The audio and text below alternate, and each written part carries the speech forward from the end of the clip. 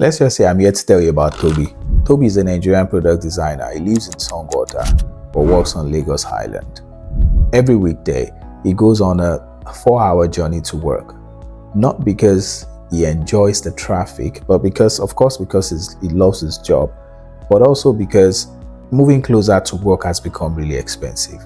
Imagine waking up early, spending 4 hours to commute to work and back. 5 days a week. That is exhausting. But this is how Toby lives. Why? Because the city where he works has priced him out of being able to move closer to where he works.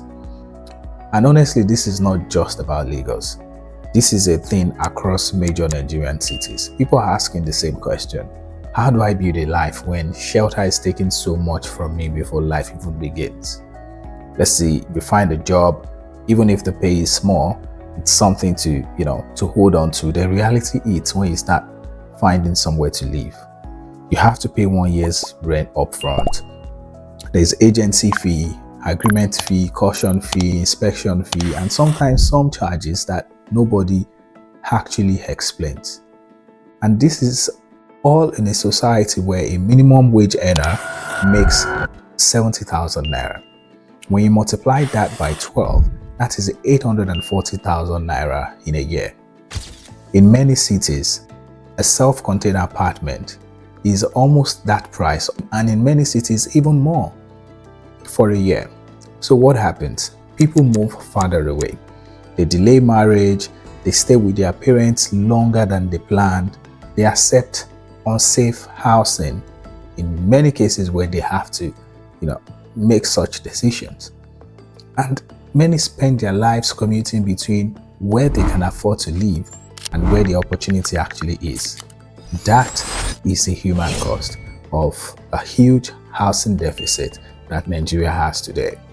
And while it is easy to blame landlords and agents, yes, some landlords raise rent unfairly, yes, some agents exploit people, and I believe that should be addressed by relevant authorities in ways where housing fees can be much clearer to people. Unregistered agents are not allowed to turn people's desperation into a business. But if we stop there, we will miss the deeper problem. Nigeria does not only have a rent problem, Nigeria has a housing supply problem. And in this case, supply simply means how many decent homes exist.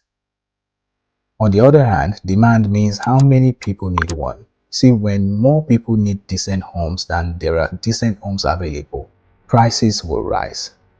And that is what is happening here. Our cities are growing. People are moving to Lagos. People are moving to Abuja, Port Harcourt, Ibadan, and other economic centers because that is where the opportunities are concentrated. But the homes being built today, they are few, they are not enough, and in many cases, too far away or not even designed for low-income earners like many Nigerians. So why can't we build enough? Number one, construction costs are part of it. Cement is expensive, steel is expensive, power is expensive, transport is expensive, but before all of that, there is land. Before a developer can build, they need a land with a clear title. That is the proof of a legal owner.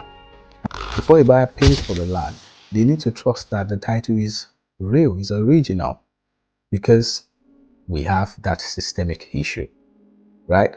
Also, before a bank lends to developers, it needs confidence that the property will be able to can stand as security.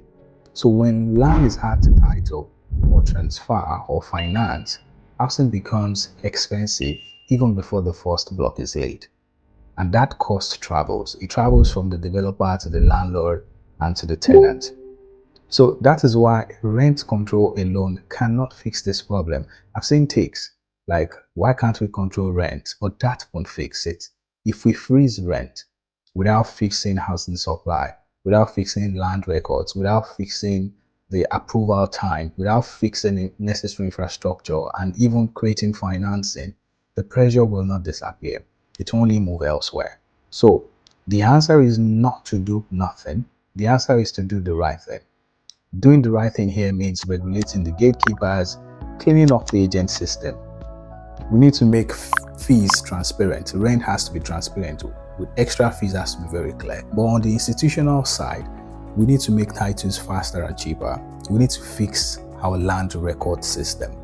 And we also need to build housing finance that the average Nigerian people can use, the average Nigerians can use.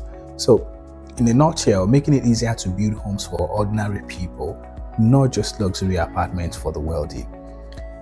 In the end, you see, the whole housing deficit in Nigeria, which currently stands at 15 million, and the long commute, the impact on people is not just about rent. It is about time, where hours lost on the road every day. It is about health, where people live in homes that are overcrowded or unsafe or not decent. It is about family, when couples delay decisions because getting a shelter has become a huge financial decision. It is about dignity, where people work hard but are not able to afford a decent home. While high rent is what people feel and housing shortage is what we see, underneath that, there is one important question.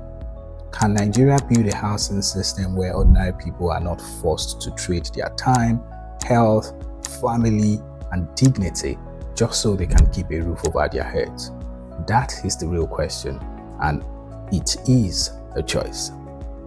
Until the next episode, thank you.